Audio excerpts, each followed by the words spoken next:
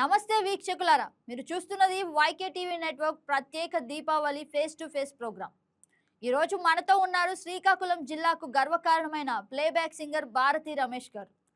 భారతి గారు, ముందు మా వైకే టీవీ నెట్వర్క్ వీక్షకుల తరపున మీకు దీపావళి శుభాకాంక్షలు. భారతి రమేష్ గారిని అడిగి మరింత సమాచారం తెలుసుకుందాం. సార్ చెప్పండి సార్, అంటే మొదట మీ ప్రస్థానం ఎప్పుడు మొదలైంది? నా ప్రస్థానం 1992 నుంచి స్టార్ట్ అయిందండి. స్టార్ట్ అయిన తర్వాత స్కూల్ టైం నుంచి కూడా బాగా పాడడం అంటే పాటలు అంటే చాలా ఇంట్రెస్ట్ నాకు. మా నాన్నగారికి సంగీతం మీద కొంచెం అవగాహన ఉండడం బట్టి వారు ప్రత్యక్షంగా ప్రోత్సహించకపోయినా నేనేదో కళాకారుడిగా తయారవ్వాలని ఒక మనసులో ఉండేది ఆయనకి. అలాగే 1992 తర్వాత సింగర్గా ప్రస్థానం స్టార్ట్ చేశాను. సుమారు ఒక 4500 ప్రోగ్రామ్స్ గ్రామాల్లో పాడుతూ జాతీయ అంతర్జాతీయ వేదికల్లో ఒక 15 రాష్ట్రాలు. ఈ మధ్యనే లాస్ట్ ఇయర్ దీపావళికి కెన్యాలో ఉన్నాను, నేను ఉగాండాలో ప్రోగ్రామ్ చేశాము. ఇంకా కొన్ని ఛాన్సెస్ వస్తున్నాయి. ఇక్కడ ఉండి ట్రై చేయడం కాబట్టి శ్రీకాకుళంలో ఉండే నేను ఇవన్నీ సాధించాను.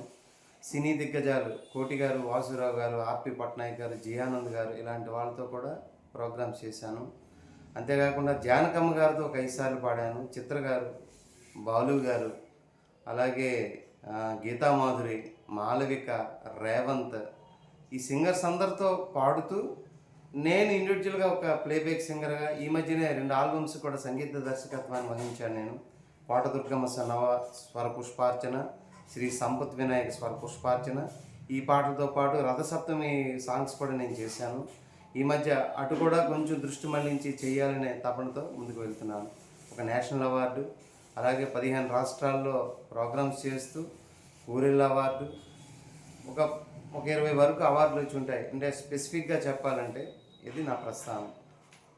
సార్, అయితే మీలో ఉన్న టాలెంట్ అనొచ్చు, ప్రతిభ అవ్వచ్చు, దీన్ని మొదటగా అంటే ఈ సంగీత ప్రపంచంలో గుర్తించింది ఎవరు? అంటే మీ గురువు అనుకోవచ్చు, అలా మీ టాలెంట్ని గుర్తించింది అయితే 1984లో నేను స్కూల్ డేస్లో ఒకరోజు వర్షం పడుతుంటే అందరం టీచర్స్ నేను కూర్చున్నాము, ఒక 10 మంది పిల్లలు. మీలో ఎవరికైనా పాటలు పాడడం వచ్చా అని అడిగారు. నాకు అడిగితే వెంటనే నేను లేచి నేను పాడతాను సార్ అని అన్నాను. పాడతాను అనగానే టీఏ నరసింహ గారు నాకు ఆయన అంటే టీచర్, సైన్స్ టీచర్, ఆయన చాలా బాగా పాడుతున్నారు అని చెప్పేసి అని అప్పటికే నవంబర్ 14కి పాటల పోటీకి జిల్లా కాంపిటీషన్ నాకు పంపించారు.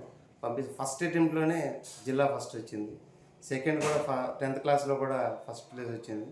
అక్కడి నుంచి డిగ్రీకి వచ్చిన తర్వాత కేరళ వెళ్ళాను యూత్ ఫెస్టివల్కి. మన వైజాగ్లో ఏయూ తరపున కేరళ వెళ్ళి అక్కడ కూడా ప్రైజ్ సంపాదించడం జరిగింది.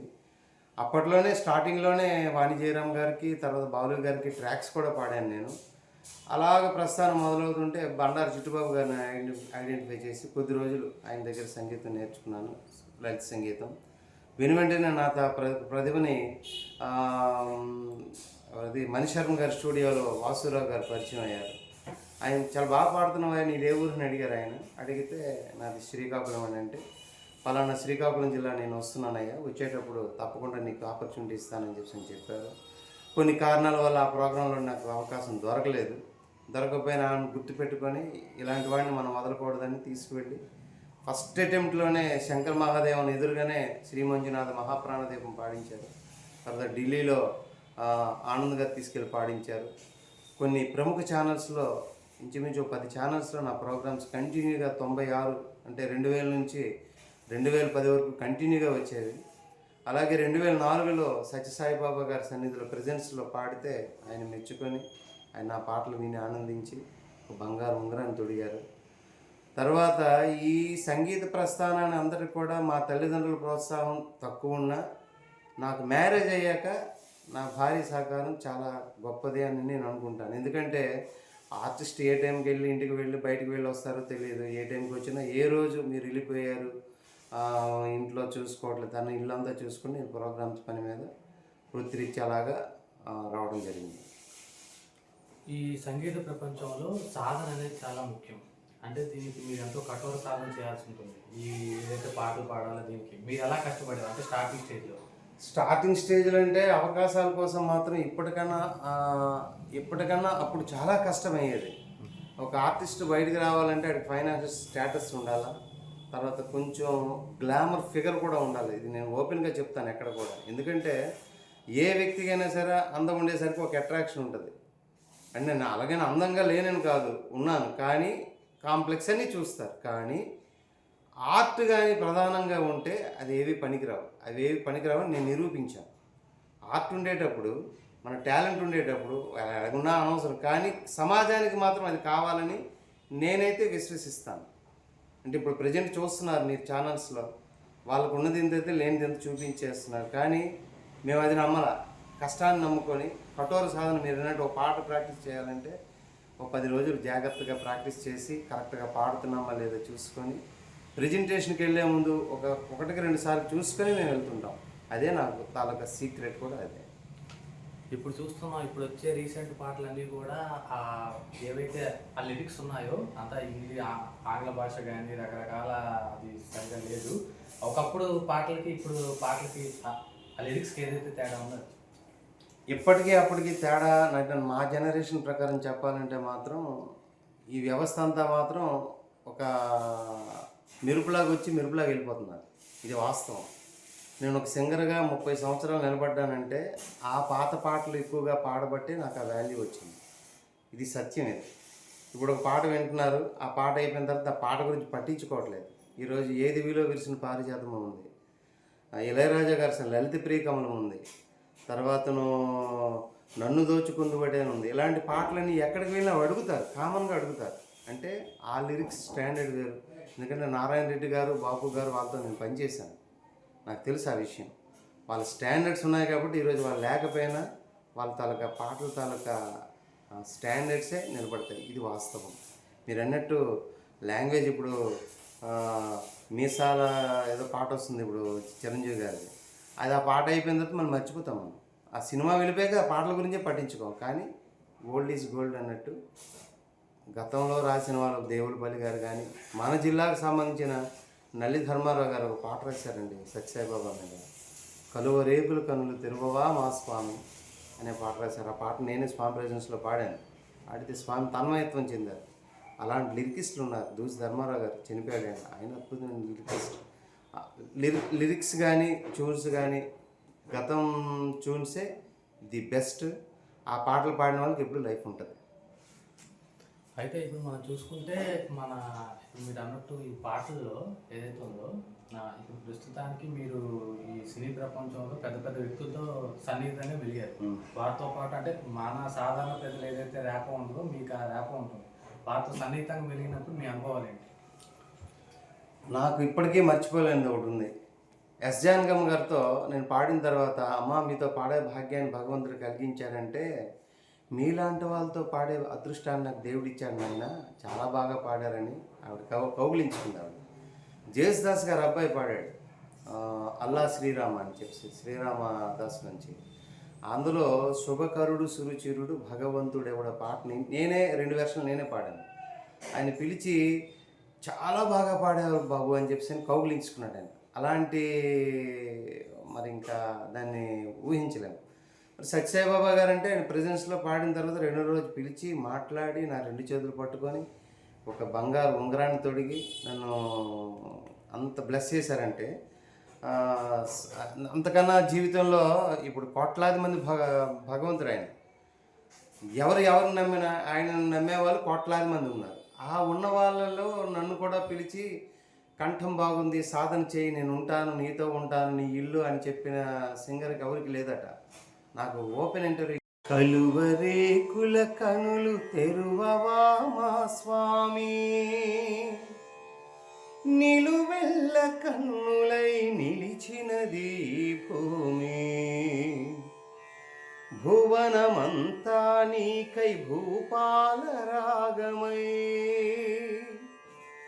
మేల్కొల్ప వేచినది మేలుకో మా సాయి, మేలుకో మా సాయి,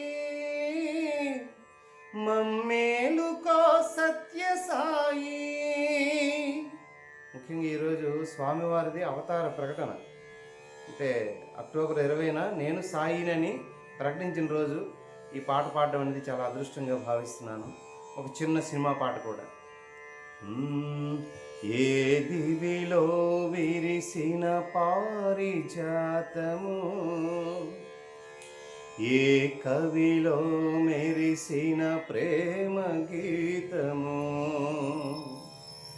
నా మదిలో నీవై నిండిపోయెనే. ఏ దివిలో విరిసిన పారిజాతము, ఏ కవిలో మెరిసిన ప్రేమ గీతము, నీ రూపమే దివ్య దీపమై, నీ నవ్వులే నవ్య తారలై, నా కన్నుల వెన్నెల కాంతి నింపెనే. ఏ దివిలో విరిసిన పారిజాతము, ఏ కవిలో మెరిసిన ప్రేమ గీతము. ఈ మధ్య కాలంలోనే మన వినాయక నవరాత్రుల్లో సంపత్ వినాయక్ అనే ఆల్బమ్ చేశాను. నేనే మ్యూజిక్ చేశాను. ఈ జిల్లా వాసే లంకా దుర్గా ప్రసాద్ అని ఆయన పాటలు రాశాడు. ఆయనే ప్రొడ్యూసింగ్ అంతా చేశాడు. అందులో ఒక పాట మీకోసం. మేలుకో గణనాథ మేలుకో ఏలుకో, మేలుకో గణనాథ మేలుకో ఏలుకో, ఆదిదేవ గణపయ్య విఘ్నరాజ మేలుకో, ఆదిదేవ గణపయ్య విఘ్నరాజ మేలుకో, విఘ్నరాజ మేలుకో, మేలుకో గణనాథ మేలుకో ఏలుకో. మరి సూర్య భగవాన్ మీద కూడా సూపర్ హిట్ సాంగ్ ఇది. చాలా హిట్ అయింది. ప్రతి భక్తుల హృదయాల్లోకి వెళ్ళిన పాట ఇది. అరుణ కిరణాలు ప్రసరింపజేసే ఆది నారాయణ, అరుణ కిరణాలు ప్రసరింపజేసే ఆది నారాయణ, సర్వలోకాలు వెలిగింపజేసే, సర్వలోకాలు వెలిగింపజేసే శ్రీ సూర్యనారాయణ, శ్రీ సూర్యనారాయణ, అరుణ కిరణాలు ప్రసరింపజేసే ఆది నారాయణ.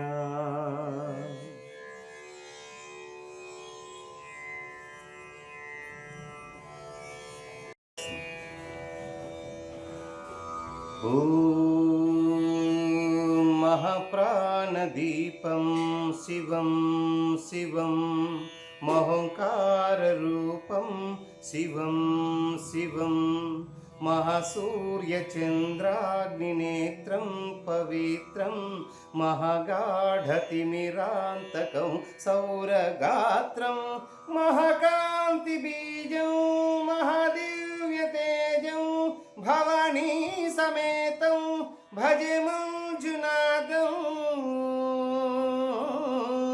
ఓం నమః శంకరాయ చ మహేశ్వరాయ చ, నమః శివాయ చ శివకరాయ చ భవహరాయ చ, మహాప్రాణదీపం శివం శివం భజే మంజునాథం శివం శివం. దసరా నవరాత్రుల సందర్భంగా కింజరాపు రామ్మోహన్ నాయుడు గారు, అచ్చెన్నాయుడు గారు, ఇద్దరు మంత్రులే, కేంద్ర రాష్ట్ర మంత్రులు ఇద్దరూ నన్ను పిలిపించి అక్కడ అమ్మవారి దగ్గర ఒక ప్రోగ్రాం ఇప్పించారు. వాళ్ళకి వాళ్ళ నాన్నగారు అయితే ఇంకా నన్ను బాగా ఆదరించేవాడు. ఆయన ఎర్రనాయుడు గారు, వాళ్ళ తాలూకా ప్రోత్సాహం చాలా ఎక్కువ ఉండేది. మరి కొత్త తల్లి మీద ఒక పల్లవి. నగమున వెలసేను కొత్తమ్మ, నగమున వెలసేను కొత్తమ్మ, జగమున బ్రోచేను జననిగా నిలిచేను, త్రిగుణ స్వరూపాన ఉడమిని ఏలేను, సకల కళామయరూపిణి, నగమున వెలసేను కొత్తమ్మ. అలాగే నీలమణి దుర్గ మీద కూడా ఈ మధ్య ప్రోగ్రాం చేస్తాం. ముగ్గురమ్మలు కలసి వెలసిన ప్రతిమ నీవమ్మా, నీలమణి దుర్గా, అక్షయముగా నీవు మాపై కరుణ చూపమ్మా, ఆపద ఆదుకోవమ్మా, నీలమణి దుర్గా కరుణ చూపమ్మా, నీలమణి దుర్గా కరుణ చూపమ్మా, ముగ్గురమ్మలు కలసి వెలసిన ప్రతిమ నీవమ్మా, నీలమణి దుర్గా.